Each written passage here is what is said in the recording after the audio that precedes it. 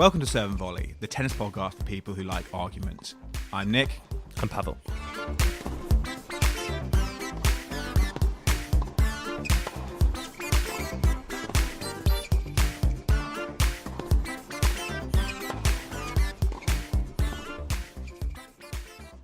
Welcome back to Serve and Volley. This is the baseline. So, Pavel, what's been going on in tennis this week? I feel like it's been almost no time at all since we recorded our last episode of Serve and Volley, the first episode. What's been going on in the ATP and WTA? It's quite a quiet week, I would say. On the WTA side, it's the Fed Cup, where, there might be a bit of discussion fodder because of the Great Britain-Greece match, which, as a fan of British tennis, I'm sure you have some opinions on. And as a fan of bad line calls. Yeah, I mean, Nick did say in last week's episode that he doesn't like Hawkeye, so this is a good, test of his character. It's really interesting, the Fed Cup, which is taking place, well, Britain's ties are taking place in Britain for the first time in however long, and they're taking place at the University of Bath. Right. For the Fed Cup, who provides the line judges? Are they provided by the ITF? I don't know who governs the Fed Cup. I think the ITF runs the Fed Cup, but I'm sure it's like any other, futures event or whatever they're called on the women's tour. Because the accusation that Sakari seemed to be making against the line judges there was that they were sort of amateurish and unprofessional. Would you expect them to be of a lower standard than on the WTA tour? Not particularly, because I don't remember any particularly bad line calls from the Fed Cup in the last couple of years. I think it's an issue that's particularly flared up this week. I'm not saying, I wouldn't necessarily know if it had happened, but this is the first time I'd seen this as a contentious issue in the news. My issue with it, not having seen the match, is just why the fuck didn't they have Hawkeye? I mean, it's not that expensive a technology. And yeah, it's taking place in Britain for the first time in 50 years or whatever. You could splash out a bit of cash. It is taking place at non-professional facilities. If it were taking place at Queen's or Wimbledon, one would expect there to be possible to install the technology. They had a free choice of where to host it, and they chose to host it at a place that doesn't have Hawkeye technology that even, I assume, some challenger tournaments have nowadays. And I mean, the Fed Cup is still, obviously team tournaments have been devalued in recent years, but it was still a pretty strong match with Sakari and Bolter, both top 100 players. It wasn't Sakari Konta.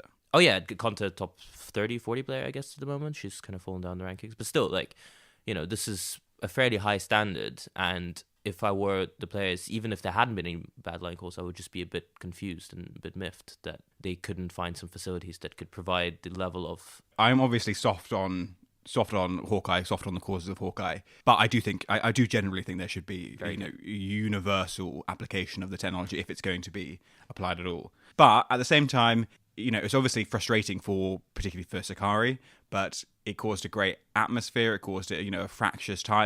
It made it much more interesting than what would be, I don't know what group GB are in at the moment, but they're playing Hungary and Greece and teams without any real standout players. But you've got full houses there in Bath, and it turned it into a good tie. And I think that it was augmented actually by the crummy line decisions. Conte reminded me a little bit of Jurgen Klopp after last week when Liverpool drew with West Ham with a very, very clearly offside goal, where the significant decision had gone in her favour.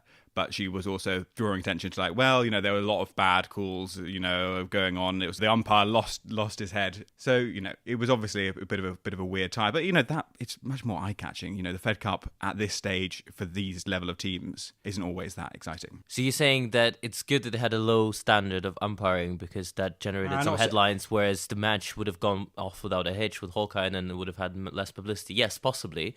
I don't think the atmosphere is to do with that, though. I mean, presumably people were packed into seats without knowing whether there is. Well, I think part of the reason there's a good atmosphere at those Fed Cup ties is because they're taking place at a university, and you see what happened in Scotland with the university students who came down to Glasgow for the GB ties there, and it really improved the atmosphere there. So I think that was probably the logic of them wanting it to take place at the University of Bath's tennis facilities.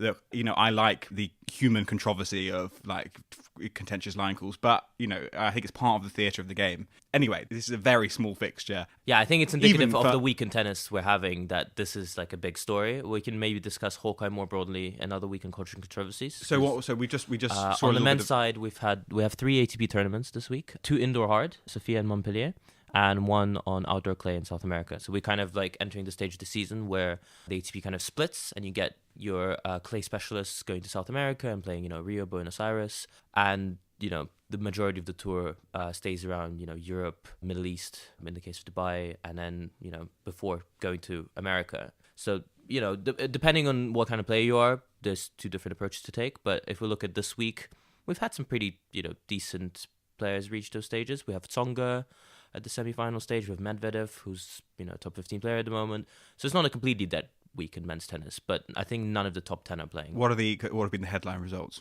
Well, Puy, the defending champion Montpellier, has failed to, follow up on the promise of his Australian Open showing and got knocked out by Baghdatis. But Baghdatis is one of those weird players who, sometimes just turns up. I mean, he's in his 30s now, but, he does have this upset in him. I wonder if there's, you'd have to do proper data analysis. I'm not sure if there's like an opta for tennis, but I feel like people who have unexpectedly long, deep runs in Grand Slam tournaments often struggle in the tournaments immediately after that. I feel like I'm not particularly surprised to see Pouillet struggling to kind of get himself up for going to Montpellier for a 250 after going to his first Grand Slam semi-final. I can see why there's a kind of potential motivational issue there. I mean, he's the defending champion Montpellier, and obviously he's French, so it's quite nice to play on the home court. But Montpellier's I agree with nice you. Place. Yeah, it's a nice place to be. I really enjoyed it. Yeah, I think obviously the combination of the physical exhaustion of playing, 6 matches, 6 5-setters, and then also, flying all the way across the world, and just the emotional exhaustion and knowing that you just made a shitload of money. Like, yeah, I can understand. I think you're probably right. Again, I don't have the statistical analysis. Australia, I think, is a particularly tough place to like immediately gain momentum coming from because it is so far away, and you've gone, you have to go away and live in Australia for sort of 5-6 weeks in order to do that whole pre and tournament circuit. And I imagine it is quite difficult then to just jump back straight into the kind of European tournaments, the city tournaments, in a completely different climate as well. Because, at the moment it's very cold in the Northern Hemisphere generally, certainly in the US, but really in Europe too. So coming from the Australian summer, not always that easy. What have we got in the coming week? Rotterdam. So Rotterdam qualies are playing in the moment. I think it's going to be a pretty strong tournament, judging by the fact that Rublev was playing a qualifier earlier. Although, like we mentioned last week, he has fallen down the rankings. But yeah, I think Rotterdam should be quite good. I don't think Federer is playing this year. I think last year he only played because he was chasing number one, and this year he's kind of knows he's not going to be number one ever again, which is sad. And he just wants to concentrate on winning titles. So I think Dubai is going to be when we'll next see him. Dubai is also a nice place to go, I guess. If you're not, I'm sure if you're like an elite athlete, Dubai is great. I personally have. No, I also wouldn't want to go to Dubai. The Middle Eastern tournaments, Qatar and places seem to get quite a good level of people. Yeah, I mean, stay in very nice hotels and probably. And also, I think on average they have better prize money than other 500 tournaments. I think Dubai is probably maybe Beijing, but it's definitely one of the top tournaments of that level for prize money. I always wonder how much that actually plays into decision about your calendar, because obviously the alternative to going to Rotterdam, Dubai is to, like I mentioned before, stay in South America, go to Rio, and you do get a weaker field there, but a much more specialized field. So like what was interesting, again, as a British tennis fan, what's your opinion on Cam Norrie choosing to play in Argentina and being knocked out in the really early stages instead of just kind of going to Montpellier and trying to pick up some points there, or Sofia? I don't know what the exact thinking is, but I think he probably wants to have a good clay season. I think he's quite hot on the clay. I remember seeing him in the Davis Cup against Bautista. Was it Bautista Agut or was it Carreño Busta? I think this time it was Bautista. It was. I actually cut my error out last time, so no one will know what you're talking about. He's good on the clay, and he is British by adoption rather than by birth, so he doesn't have the same sort of. Is he South African as well? Or? I think he's a New Zealander. Right. I'm not going to mix it, Pavel. Approximately 10 hours later. He grew up in New Zealand. I don't really know much about the tennis culture in New Zealand. I don't think they have a particularly good heritage, but I imagine, a bit more flexibility in terms of surface. Like maybe he has a preference for clay. He wears a sort of Rafa Nadal style headband, so that'd be so easy if like all clay courters could just wear the same gear, and I would know to root against them. That's a subject for court and controversies later.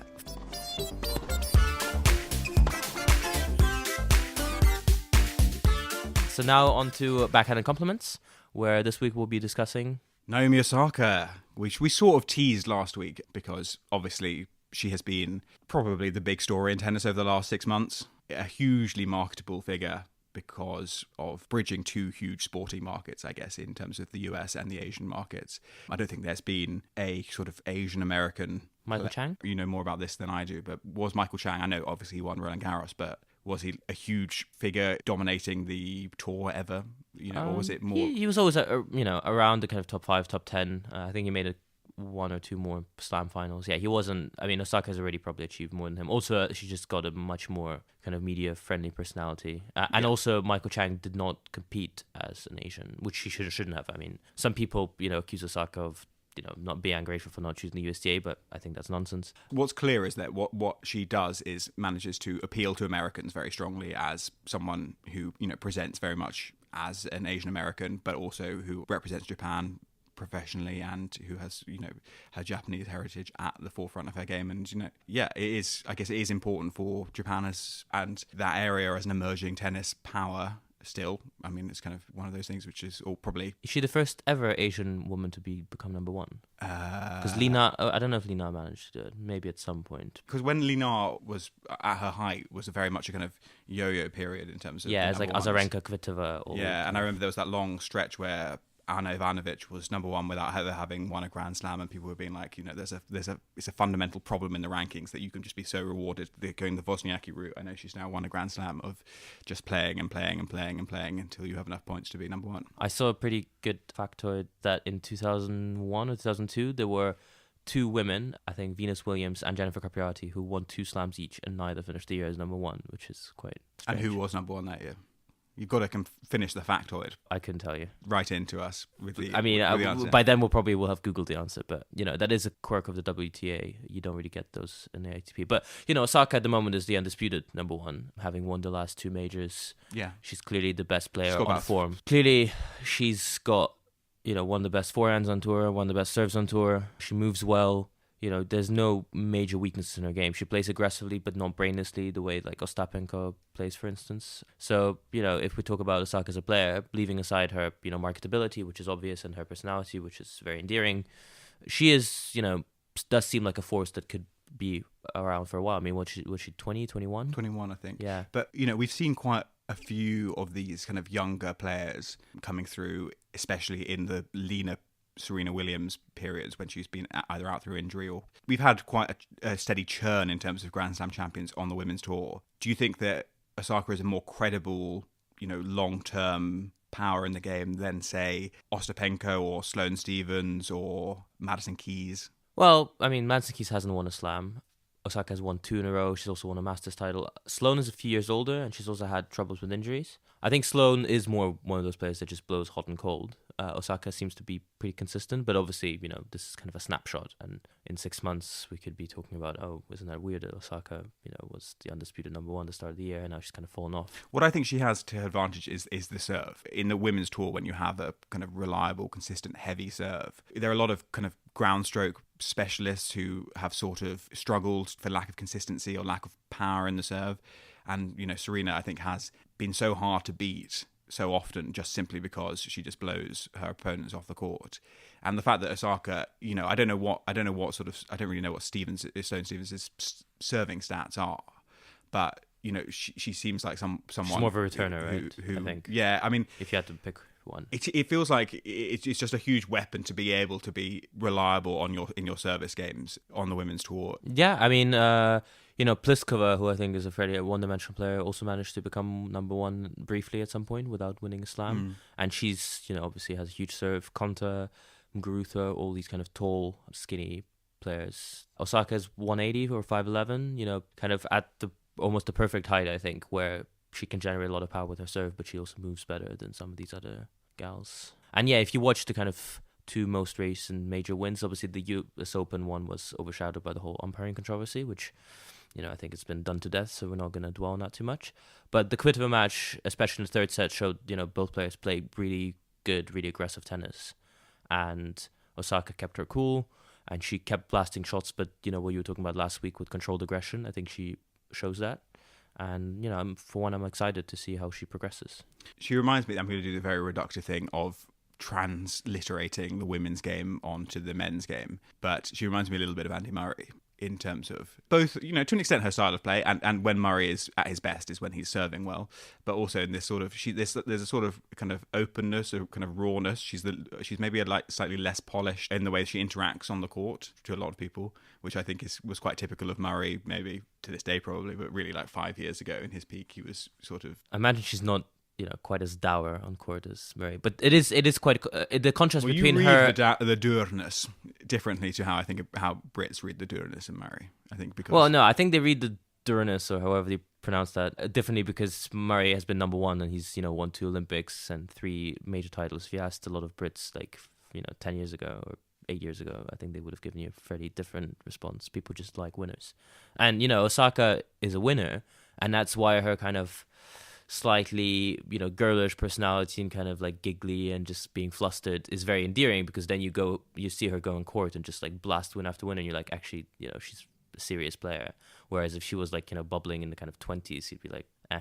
What's her record like on clay? Are we expecting her to have a clay season, or is this now where she sort of sits out and then waits for the hardcourt season? I also don't know I know she's never got past the third round at either the French or Wimbledon, but then again, prior to the US Open, I mean, she didn't have a great record anywhere. Yeah, I mean, I think since her serve is one of her major weapons, I wouldn't be surprised if she has a pretty quiet clay court season. But then again, women's tennis never seems as like differentiated between different surfaces. She's also one of the best on the tour in terms of weapons that do favour the clay. I mean, in terms of her kind of ground strokes from the baseline. Yeah, no, I'm not saying she will have a terrible clay court season, but I just don't see her as one of the main contenders for. If Sharapova can win the French Open twice, right? Then presumably she can win it. I mean, it's very open. You can't say. I guess Halep is probably the slight favourite again going into this year's French, but Halep's had a few very poor months since becoming number one. She's actually kind of dropped her level a lot, but yeah, it's hard to look at clay court specialists in the women's game. I don't know who you could pick out to be like someone has a really great record at Roland Garros over the last 5 years. Yeah, I can't think of one. So she stands a chance there, and then you would expect her game to work at Wimbledon. I mean, yeah, that's for sure. We sort of poo-pooed it, or you sort of poo-pooed it last week, that she could have a really dominant year, but there's nothing particularly standing in her way at the moment, because it does seem like unless Serena gets up a real momentum going in the slams, there's not a huge amount of competition, and it is very open, and she is the consistent performer at the moment. Well, probably a discussion for another week, but it will be interesting to see what Svitolina does, because she's kind of the female version of Zverev, where she's done very well at Masters level and has won the tour finals last year, but is always disappointing in majors. So, she's someone that could be one of the potential contenders for Roland Garros, as is Zverev. Yeah, stop choking. Svitolina's always really high up in like the betting markets for any tournament, because she's so consistently performing in the run up to these tournaments. And I guess she got to the quarters in Australia. Yeah. I don't think she's ever got to a Grand Slam semi-final. Am I wrong? I think you're right. I think it's just one of those things where until she gets into the semi-finals of a tournament, then I think it's very hard to be like, I wouldn't put my money on her doing anything. And again, she has slightly the Wozniacki thing of she's playing a lot, she's traveling a lot to a lot of different tournaments, and she just won the biggest title of her career, a couple of months ago. And also with women's tennis, there's less of this kind of difference between 3-setters and 5-setters. So there's no real reason why you couldn't translate. With Zverev, you could make an argument that maybe his endurance just isn't there. Yeah, but there obviously is a reason. There obviously is just a fundamental difference between the game that is. But it's played. like a mental block, right? Rather than with men's tennis, you could genuinely look at a player and say, he's always going to be great in 3 sets, but crap in 5, or vice versa. I mean, Wawrinka's results in slams, he's won more majors than he's won Masters titles. Whereas here, I think. Maybe she just needs one good run, and then we'll be talking about one of the contenders for. Yeah, I just find it hard at this point to take her too seriously. Anyway, to sum up Osaka, great player, gonna have a great year. Maybe not number one, but up there. Yeah, I mean, I mean, at the moment she's undisputed number one. I think it's going to be hard for even by the end of the year. I would expect her to be number one. She's not defending that many points between Indian Wells and the US Open this year. Yeah, and I don't see anyone who's going to come in and win a couple of Grand Slams this year. I think she has the best chance of winning more than one Grand Slam this year. Just because she's already won. Obviously with a huge head start in Australia. Right. But even with that factored in, I think she's probably the person to be on the tour. We'll see how it develops.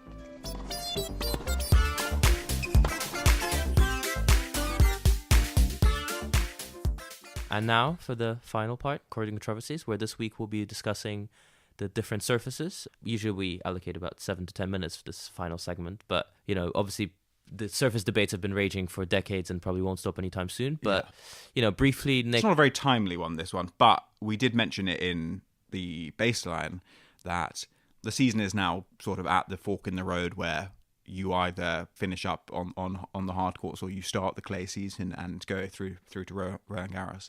So that's kind of our starting point for saying why it's a good time to discuss what is the best. I mean, is that the question we're posing? What is the best surface to play on? I mean, it's purely subjective, right? But I've never played on... No, actually, that's not true. I've played on clay as a kid, so I really don't remember what that felt like. So, but everyone in their heart of hearts has like a gut instinct as to what their favourite surface is. What's your favourite surface? To watch. Grass. No. What is your favourite surface?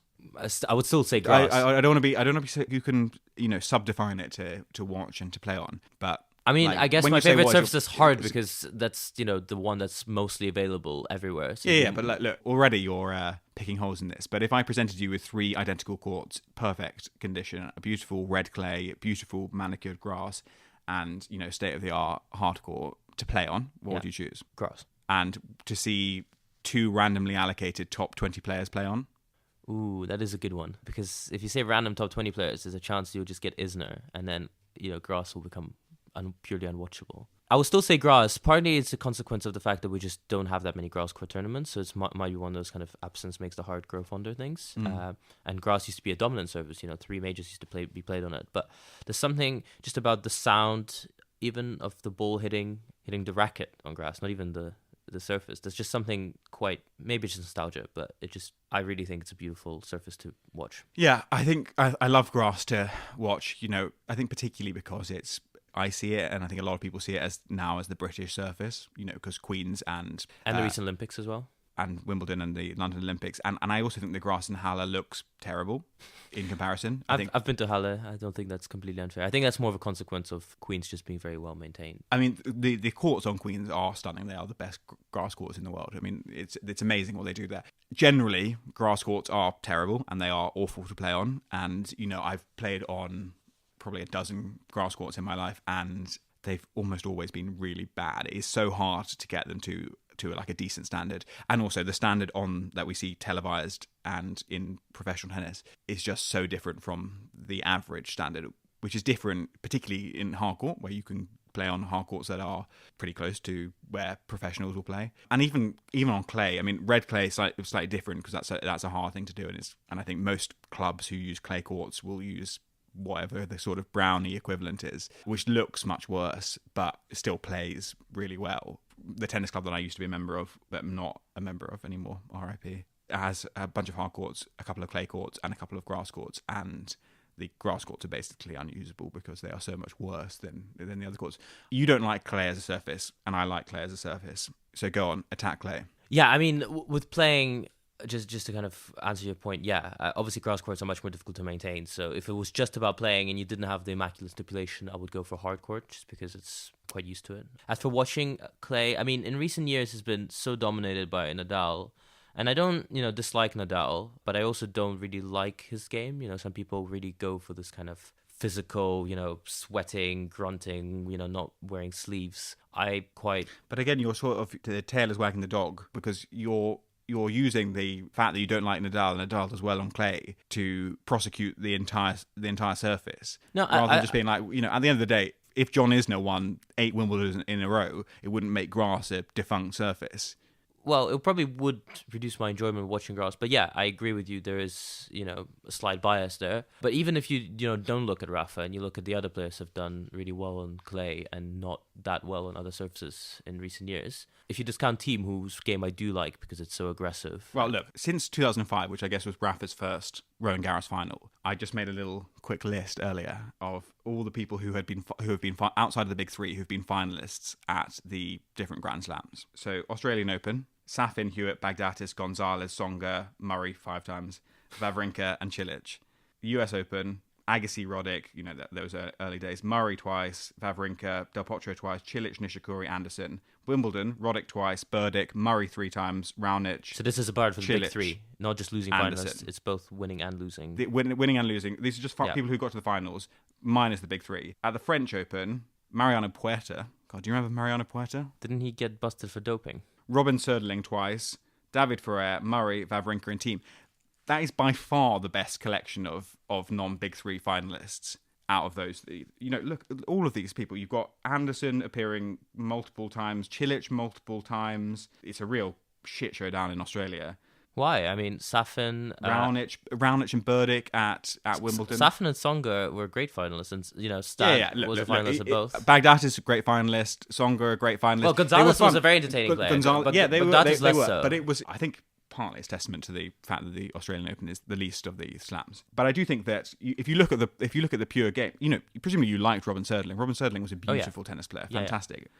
David Ferrer is. I'm not a Ferrer fan. I'm not a Ferrer fan, but I think Ferrer is actually a very good example of what I dislike about Clay, because he works very hard. He looked as shocked. I remember when he got to the final, he looked as shocked to be there as we all were. I mean, it was a fluke of the draw, really. I can't remember who he beat in the semis. I think he beat Tsonga. I think he actually had a very decent run to the final there. But Ferrer is one of those players who's won a bagload of tournaments, and he doesn't really have any weaknesses in his game apart from having a pretty mediocre serve at that level. But he also doesn't have any strengths. There's something about Clay that just really doesn't have this kind of like big. You don't have a Kyrgios on Clay. You don't have these like big, flashy, stylish players. You just have a lot of people who grind a lot. And Ferrer is actually a very good example of that. Söderling and Thiem and Wawrinka are very good counterpoints because they played this like very power-based game from the back of the court.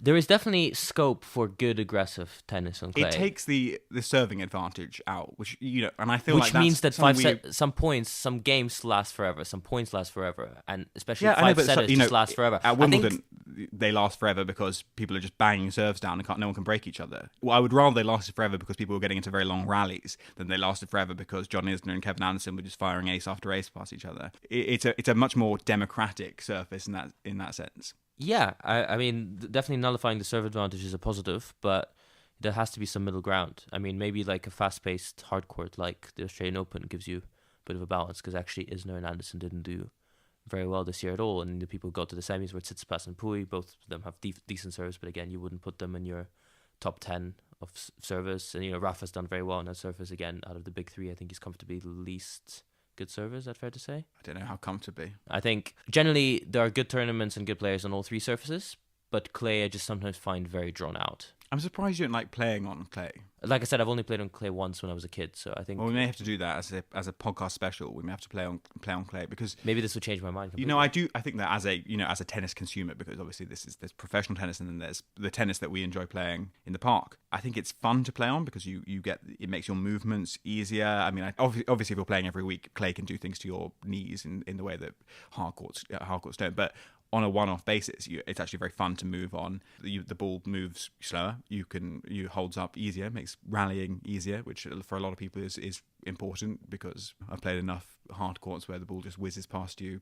Makes the game a little bit more tactical for amateur players. I think it's a good surface, and it is much more versatile in terms of its maintenance than grass. But it's so dominant compared to grass in terms of how many masters we get on it and how many. Yeah, and do you think that's historically to do with the extent to which the continental European lobby have controlled the... Yeah, I think it's a combination of cost and then the cost kind of perpetuating itself as tradition because, Rome and Madrid could definitely afford grass courts at this point. They have enough money for it, but because they've always played on clay, that's just always going to remain that way. Oh, and obviously the oddity is Monte Carlo being 1,000. Yeah, I think if Monte Carlo got downgraded to being a 500, I'd like clay more. Again, not just because Rafa's won it like 15 times, but... It just seems a bit strange to have a non-compulsory 1,000 tournament. I predict that at some point, Qatar will become a 1,000 tournament, and it will a non-compulsory 1,000 tournament. And it will be Qatar and Monte Carlo, and everyone will be like, I wonder. Well, also weird considering how big Germany has been in tennis in recent decades that it doesn't have a major or a tour finals or 1,000. And there's no grass court 1,000. But I don't think Halle, haven't been to Halle, I don't think can support a 1,000 level tournament. But I think there's maybe like a gap to be exploited. Well, you'd think the infrastructure would be there in somewhere like Munich or Berlin to do a 1,000 tournament if necessary, or a tour finals. Yeah, I'm sure Berlin could do it. I mean, Hanover used to host the tour finals, so I don't think there's any limitations. Yeah, there's obviously perfectly good reasons for it, and it's perhaps a discussion for another time, another courting controversy about whether there could ever be a fifth. But at least we found something to disagree on, which is good because we didn't really manage to find anything last week. Yeah, although we broadly agree in the sense that I like the natural surfaces. I like the idea that tennis should look like it's being played in a field. I like the idea that people, that the ball and the net and the rackets are all you need, and you could set up anywhere on a cliff face, on a beach, on a. The reality is that on an ice rink. I've tried playing tennis on just like grass in a garden, and even with enough space, it sucks sucks big time. But I like the fact that grass makes it look like, on ice that would be fantastic. Sorry, I just computed what you said. But on grass it looks like you are just playing on the rawness of the earth, and on clay it looks like you're on the fired, the scorched earth of the desert. It feels romantic in a way and I think that's why Roland Garros and Wimbledon are just so much more romantic as tournaments than the US Open. Yeah, I think we can agree there. And also Hardcourt has that really annoying squeaking of trainers. Yeah.